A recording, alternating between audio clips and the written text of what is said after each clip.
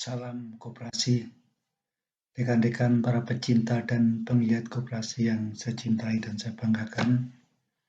Selamat berjumpa kembali dalam channel Rumah Koperasi kita. Dalam kesempatan ini saya akan memberikan sebuah pandangan saya terhadap pertanyaan apakah koperasi harus melakukan kegiatan bisnis. Pandangan saya ini akan saya sampaikan lewat paparan sebagai berikut. Semoga bermanfaat. Rekan-rekan sekalian, marilah kita melihat rujukan dalam Undang-Undang Nomor 25 Tahun 1992. Dalam pasal 43 ayat 1 Undang-Undang Nomor 25 Tahun 1992 diatur bahwa usaha koperasi adalah usaha yang berkaitan langsung dengan kepentingan anggota untuk meningkatkan usaha dan kesejahteraan anggotanya. Pada pasal 43 ayat 2 Undang-Undang Nomor 25 Tahun 1922 selanjutnya diatur bahwa kelebihan kemampuan pelayanan koperasi dapat digunakan untuk memenuhi kebutuhan masyarakat yang bukan anggota koperasi. Dari dua ayat pada pasal 43 di atas, maka dapat kita simpulkan pemahamannya sebagai berikut.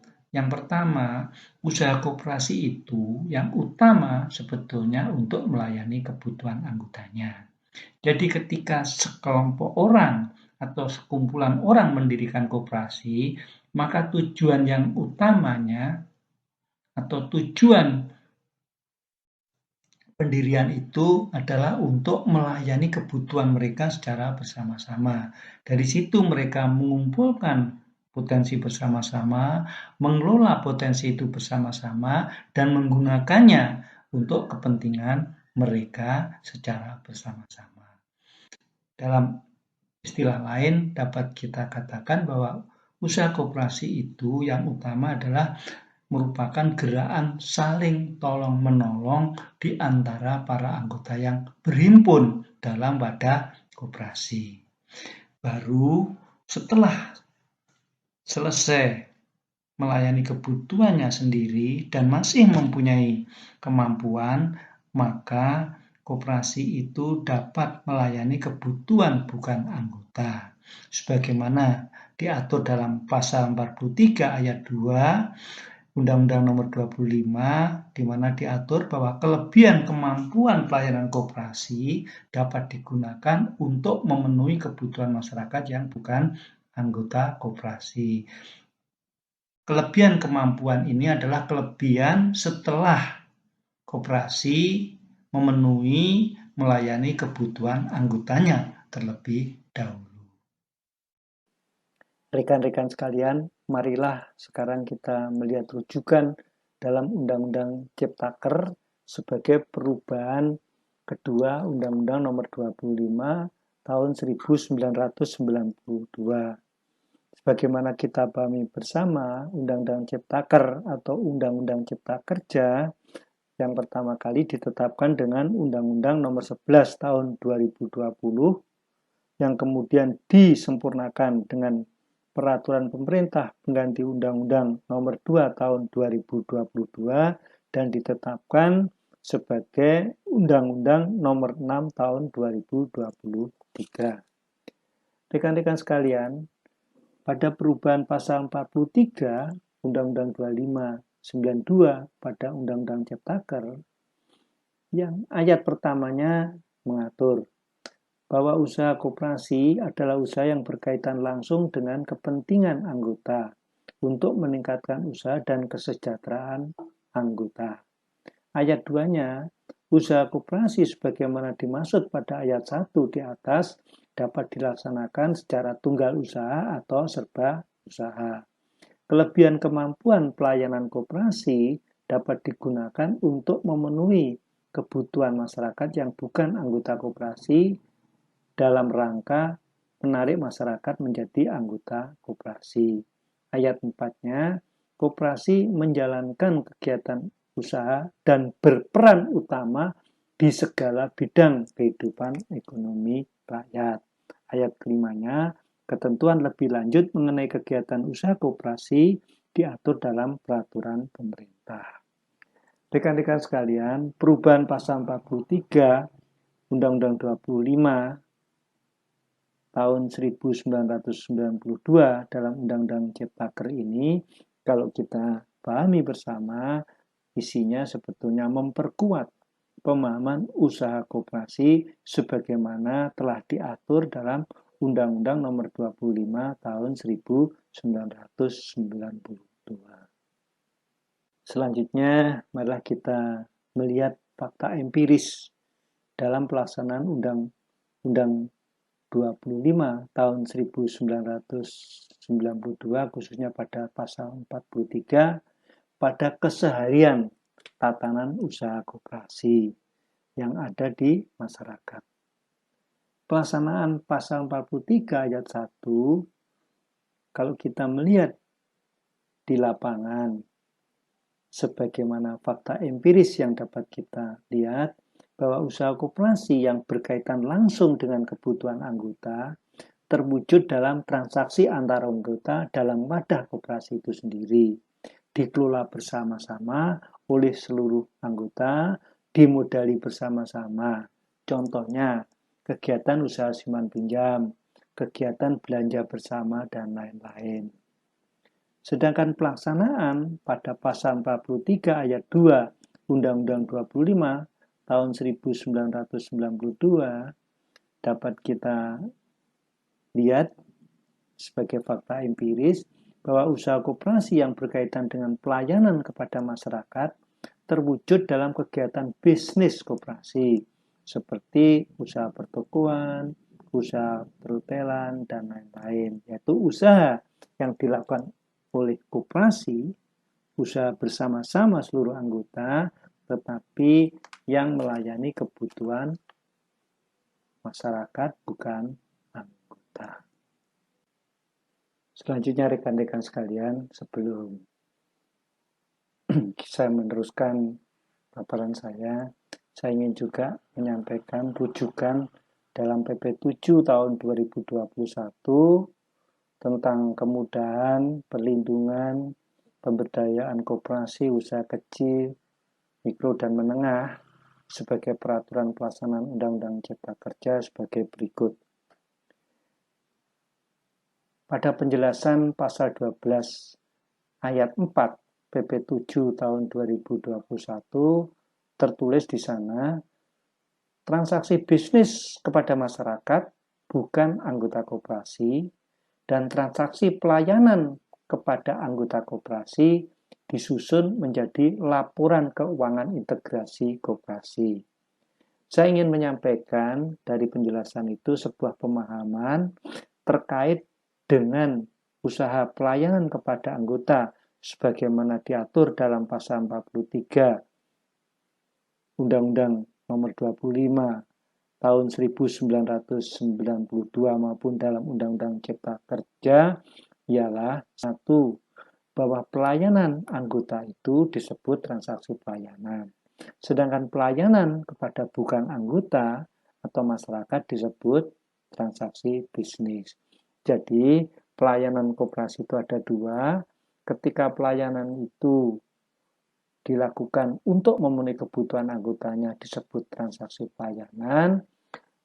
Dan apabila pelayanan koperasi itu untuk melayani bukan anggota atau masyarakat disebut transaksi bisnis.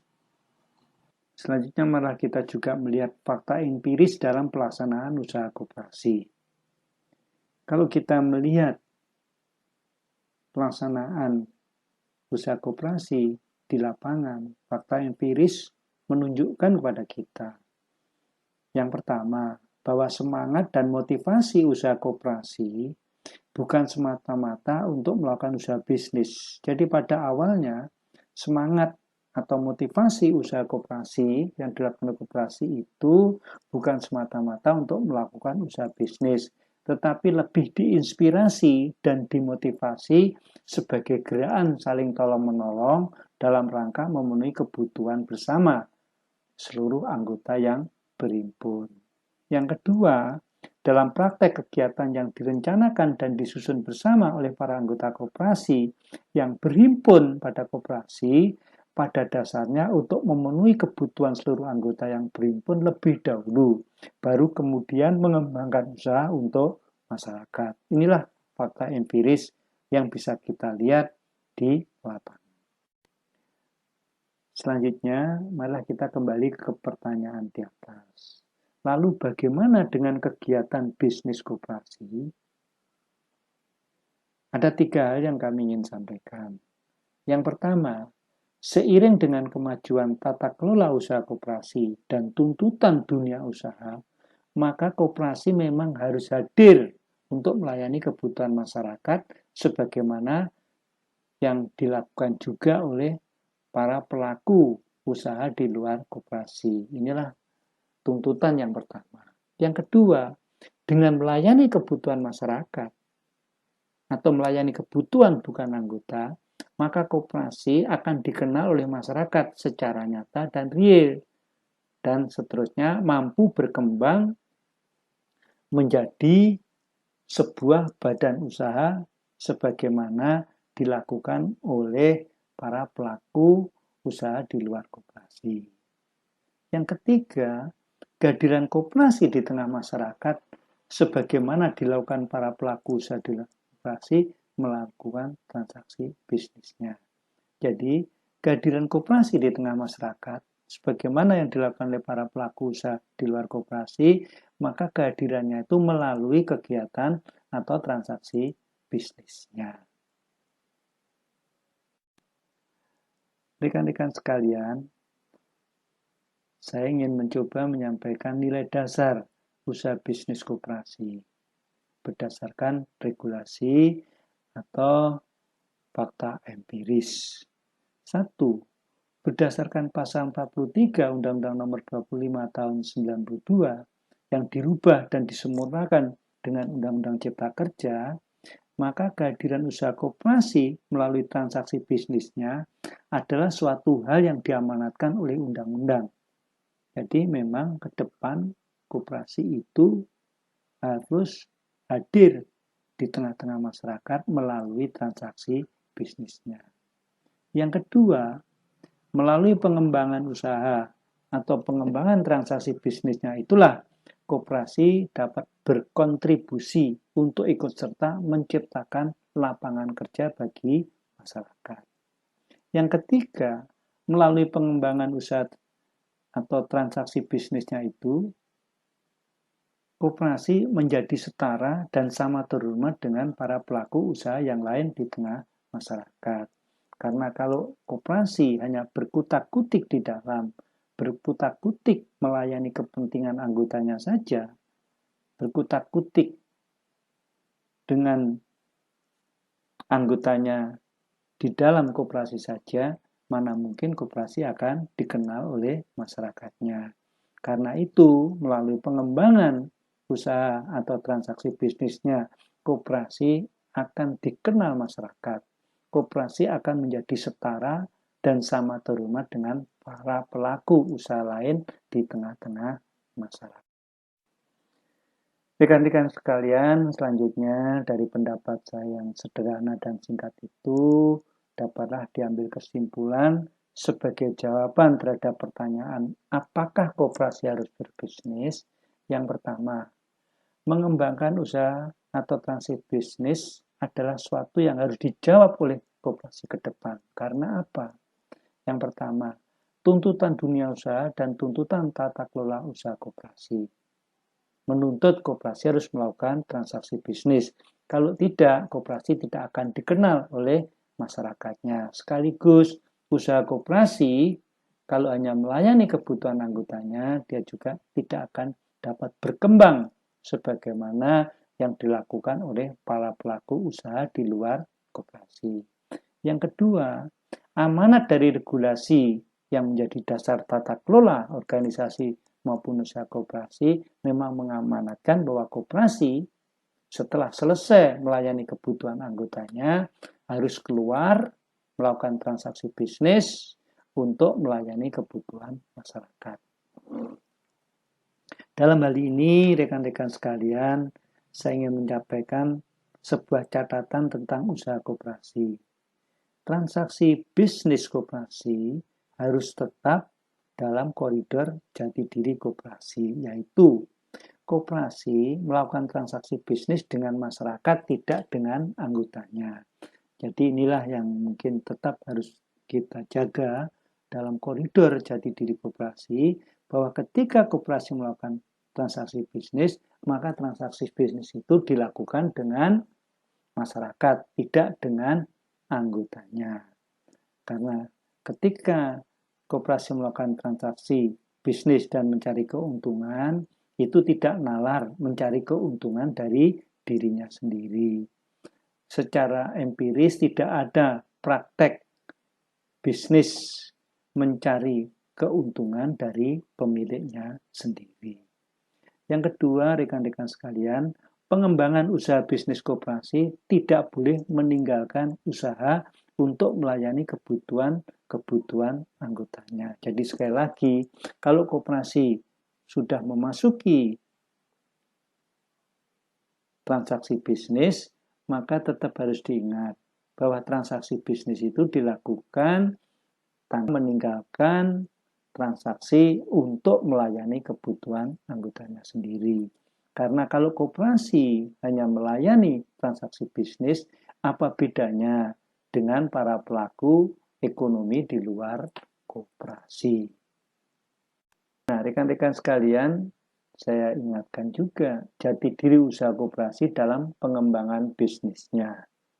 Yang pertama, koperasi dalam rangka mengembangkan usaha bisnisnya tidak boleh menghilangkan usaha untuk melayani kebutuhan anggota atau pemiliknya. Sebagaimana tadi saya sampaikan, kalau koperasi itu mengembangkan usahanya untuk bisnis saja, apa bedanya dengan PT atau badan usaha di luar koperasi? Yang kedua, jati diri usaha koperasi harus tetap menunjukkan bahwa jati diri usaha koperasi itu berbeda dengan pelaku di luar koperasi. Jati diri usaha koperasi yang membedakan dengan pelaku di luar koperasi dapat kita pahami sebagai berikut. Yang pertama, koperasi itu melayani kebutuhan pemilik atau disebut transaksi pelayanan, dan juga melayani kebutuhan masyarakat yang disebut transaksi bisnis. Sedangkan pelaku usaha di luar koperasi hanya melayani kebutuhan masyarakat atau transaksi bisnis. Itulah bedanya usaha koperasi dengan usaha para pelaku di luar koperasi. Koperasi melakukan transaksi pelayanan sekaligus transaksi bisnis. Kalau pelaku di luar koperasi hanya melayani atau melakukan kegiatan transaksi bisnis. Apabila ada masukan, saran untuk menyempurnakan jawaban terhadap pertanyaan yang menjadi topik dalam paparan ini, dimohon berkenan menyampaikan dalam kolom komentar pada channel YouTube Rumah Koperasi kita. Terima kasih, semoga bermanfaat. Salam koperasi.